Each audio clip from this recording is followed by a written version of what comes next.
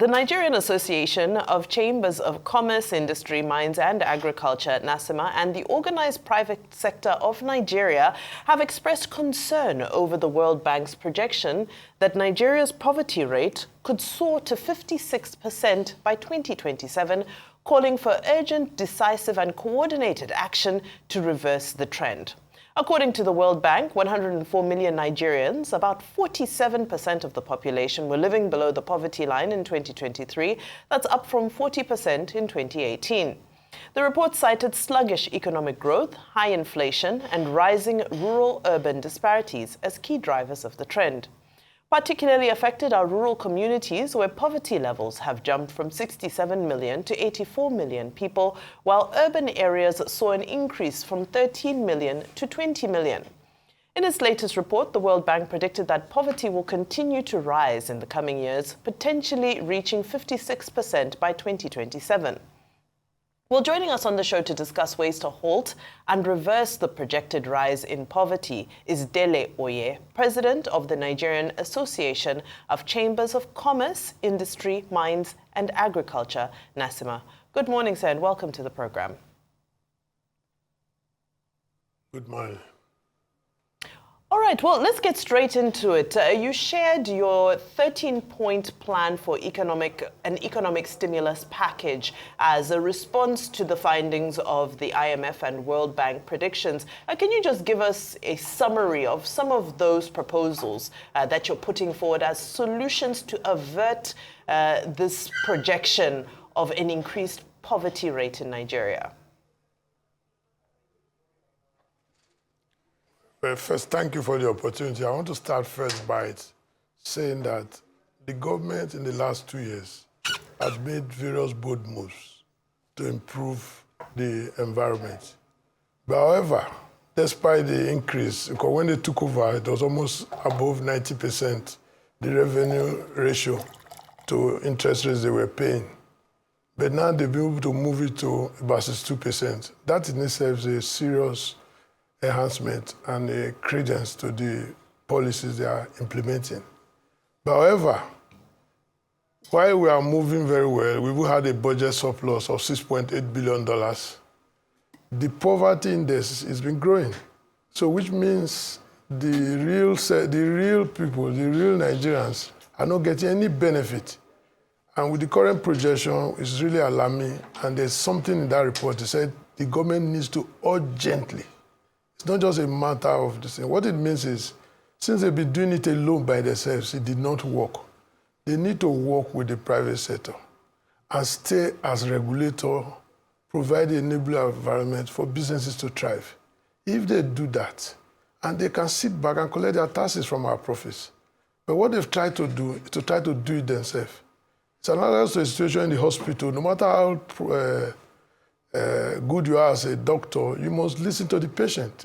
We, the Nigerians, are the patients. And the private sector who has invested is saying, we are ready to partner with you. And that is the basis for the suggestions we've made. We made these 13 suggestions. One is the targeted economic stimulus. What we mean by that is we should look at it sector by sector, find out where we have challenges. Instead of sending money, 50,000 naira, the way they've been doing it, to people which have not yielded anything, you can use our cooperatives, you can use our platforms and give us a target. Train 5 million Nigerians within this space and make sure you put them on stipends so that while they are training, we are skilling them up, then they will come out and better entrepreneurs instead of just sending money without any objective. And that is why you've seen from our recent, not too recent time, we heard that there are even corruption at the point where these monies are disbursed. So it's important that you find a way that is sustainable, that can create more entrepreneurs out of that. Then we also need to boost agriculture. The current effort where the government seems is competing with the private sector, going abroad to order for equipment and materials without input from the private sector. Take, for example, the recent decision to ask for them to provide incentives for people to import some agricultural products. They did not give those contracts or the licenses to people who already invested in that sector. And we had a lot of complaints and reports from our members that those importations would destroy their own efforts they've already made. If that kind of concession were given to them, the excess profit they probably would have made would have been applied for them to reinvest in that sector. And we also need to, we'll talk, the third one was to expand the microfinance access. What we have currently is, especially for our youth, there is no loan anywhere. And that's why we're having JACPA. Until you are able to have a targeted sector where you provide, I'm not saying government should rob Peter to pay Paul by providing easy cash. If the government can reduce its deficit financing, reduce its borrowing, and even cap the borrowing for the public sector, the interbank rate will fall and the interest rate will fall.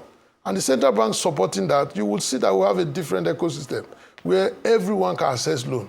So we're not asking government. Government doesn't even have the loan, the money to give. So there are ways, we have a strategy as a private sector where we can encourage government to be more, to reduce their own borrowing and deficit financing and allow us space so they don't crowd us in the market. They also have to do the skills training, which is very important. In Nigeria, if you observe, the ratio of production to a hectare or whatever is one of the lowest in the world because most of our farmers use the crude implements. There are very few organized farming systems. So we need to start what we used to have with agricultural outreach, where you can train these farmers on better use of fertilizers and other implements. So that way, you can increase the yield. And naturally, we also need to improve the infrastructure because whether you like it or not, at the end of the day, the infrastructure currently as it is available is very difficult for our farmers and our industries to compete. All of us pay some form of implicit tax. We virtually provide the infrastructure which we work with, and government still comes in again to collect tax. So we need a way where government can structurally support in a way that makes sense. Then the business environment, especially on the issue of taxation, government has spent a huge sum of money, especially on the 2024 tax bill, to make the tax system efficient. If government can spend half of that same effort to improve the ecosystem or to improve the tax base, instead of trying to find how many people they can take more money for. Take, for example, a government that is trying to tax its free trade zone by including a 15% tax rate, flat rate. It's not the government that is trying to bring down inflation. It's going to scare away investors and also increase our problem. Then you also have the issue of the 30 to 40% interest rate, which are commercial bank charges. This does not support any industry. No matter whatever you are producing, it won't work. We have to find a way to bring it down. And like I've just suggested recently, previously, we have the strategy for that. Okay. And this other issue, let me mention this, Dr. Abati.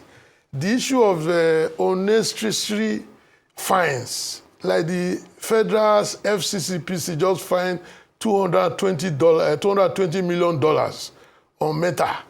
How can you justify that? That can only scare away industries. And they've already told us in 6 months' time, we won't have access to WhatsApp. So we need to have a coordinated approach. They should have industry input before they do make some of these decisions. We don't know the basis, but I don't think it's the right way to go. Okay. I get all of this that you have talked about, but this last week, we had the IMF World Bank spring meetings. We had all kinds of economic issues on the table.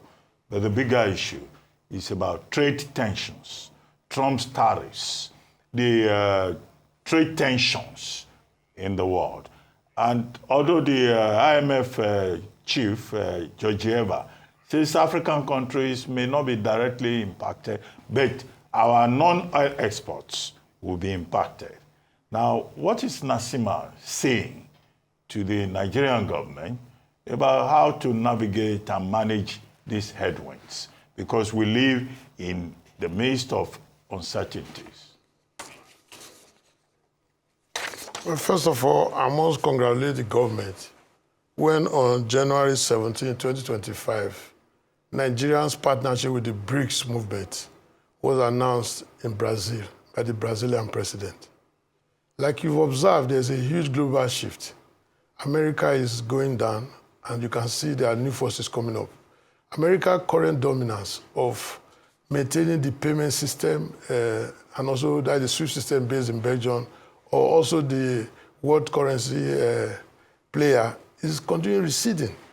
And recently, China has opened an alternative to the BRICS, where they have what they call the renminbi, where they have their national currency, where you can, in seconds, you can effect payments in your own local currencies when you trade with China. What this has created, almost 40% of the world economy are already doing business on this platform. I'm not saying America is going to go away tomorrow, but there's a movement already going on. And that is why I'm very happy that Nigeria has seen the light and indeed has taken steps before we have these challenges. And there's a second thing I must mention. I saw a video in China where someone said, export to the US at 14%. It was a video, it's online. And they said, but the tariff is over 100%. He said, yes, but we have factory in Nigeria. What Nigeria should be doing is to take advantage of this new world order, where you can move industries down by getting our businessmen, going with them in a strategic faction, where we can go to China and show them that we have a better investment climate, we are ready to trade on free tariff basis if they will move those industries here. This gives them opportunity to avoid the sanctions or at least minimize the effect. And this is a huge, huge opportunity. And I think Nigeria should not lose this opportunity. We are ready to work with the government, but it's important we have a strategic committee that will work on this so that it will be private sector led. Okay. Yes, I understand the emphasis on the government and so forth, but what is the private sector doing to take advantage of some of these things? So, for example, you mentioned this opportunity. Is it the government that is supposed to engage investors to create factories locally? And another breath, the Africa Free Continental Trade Agreement, AFCTA. How is the private sector taking advantage of this? I believe a deal was signed for 90% tariff relief for trading within Africa. So for all of this, yes, as much as there's emphasis on what can the government do, what is the private sector doing to take advantage of some of those things that already exist? Well, when you hear me mention government, government has no business in business. But government is very important and strategic in providing policy and law, and even the incentives that can bring back this investment. So that is why I say government should work with us. What government has done, as we have seen severally, they've traveled abroad, most times even without the private sector. Even when they go with the same private sector that were there from Abacha's time to date, trying to use an old solution to solve a new problem. It is important that government should, large business organization like ours, I have over 100 chambers of commerce. There is no single private sector in Nigeria that is as big as one of my members. You cannot say Dangote is bigger than Lagos Chamber. It's not possible. So what I'm trying to say is the diversity we provide and the opportunity, the far reach. We have 72 offices in Nigeria. You can easily hit in those 72 locations with one button from our table. So this is why we are saying government needs to take us more into confidence. We are working very closely with the Ministry of Trade, Industry and Trade. We are working with certain government agencies, but we don't have the complete government. Take it for example, now this IMF going. You can see the delegates that went there. We were not there. We were not invited. Everything we are talking about, we read in the news. Okay. They will never send us the report. On that note. So what I'm trying to say is there's need for more collaboration. On the AFCTA, I've told you, I can tell you that there's huge opportunity in intra-African trade. Like the WTO Director General has rightly said, Africa has this a gold mine, which Africa has not taken advantage of. You saw what happened in Uganda when they were blacklisted in the US. They started trading. Then also in Lesotho too. They don't sell jeans in Africa. Okay, thank you, sir. So what we are appealing for is that government should take us more into confidence. They shouldn't try to go it alone. This is our country. When we succeed, we pay more tax. If they make mistakes, we all lose. Okay. So it's better to succeed together. Thank you very much, President of the Nigerian Associations of the Chambers of Commerce, Industry, Mines and Agriculture, NASIMA. Thank you for joining us on The Morning Show.